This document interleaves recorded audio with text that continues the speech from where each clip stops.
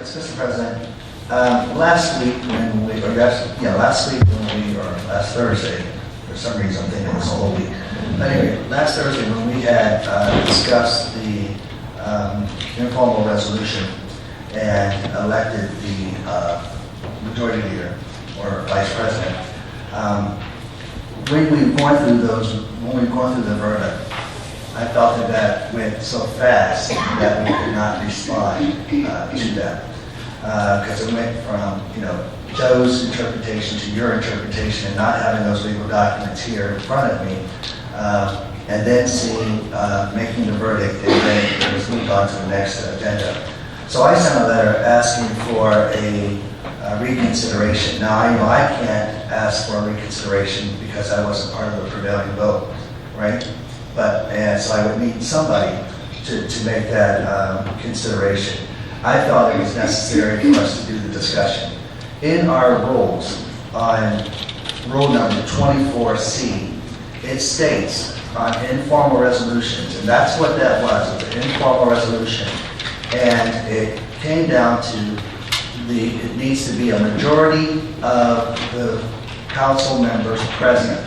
That's what our rule says, which that day was 12 members. And 12 members means 7 votes. Neither I got 7 votes, nor neither member Morris got 7 votes. So that implies that we currently did not have a majority leader, and thus that's why I've asked for a consideration. I must also say that this is not a personal issue towards Member Morris. I think the world of Member Morris, and I think he knows that. But when it came down to process, when it comes down to the rules, then I think that's important that we follow what's here in front of us.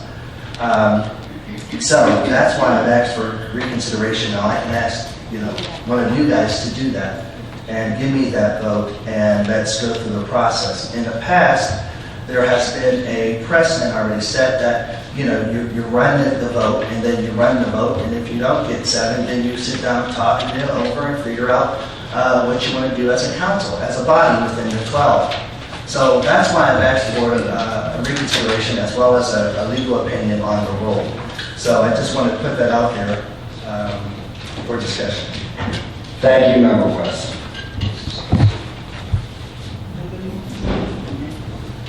Law Director Martuccio. Thank you. Mr. President, Member West, you did ask for a reconsideration. It is up to members of this body, as you point out, to do that or not, under Rule 41. And as you point out, it would have to either be, according to the rule, someone who abstained or someone who voted on the prevailing side. It's not something that I could mandate at the request of your opinion. I am, with regard to the rest of your opinion, continuing to do some research. I have additional research coming in from different quarters. Our chief of our civil division is working on those requests as well. I don't have an answer at this time. As I mentioned before, we are in uncharted waters. We are somewhere we have never been before. And it is not my intention to obfuscate, delay, stall, or create gridlock. I want to get to those answers as soon as I can to see where we may be going with this.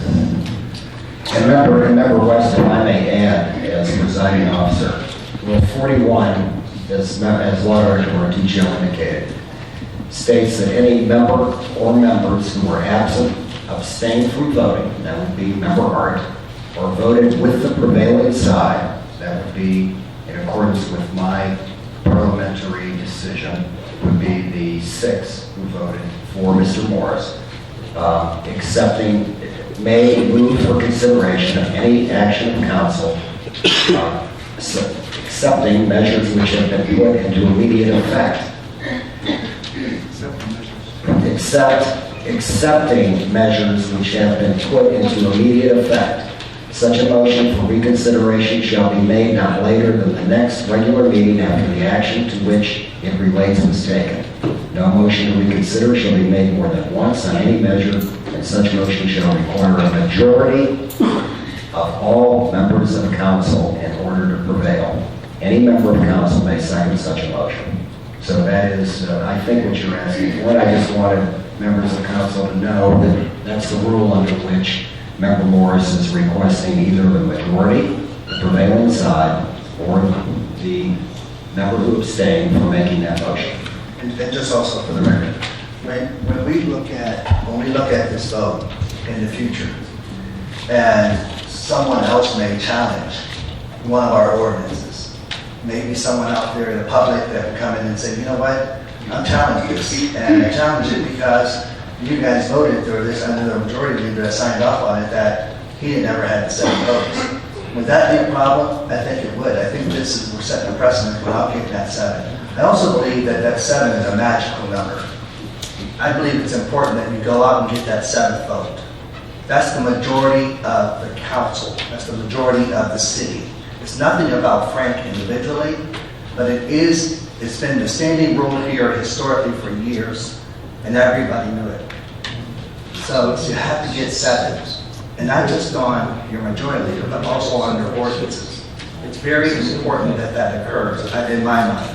So, I'm asking for your consideration, and I'm not a sore loser, trust me when I say that, because at the end of the day, I strongly believe in the process, and that's what we're doing now is the process, it's not personal.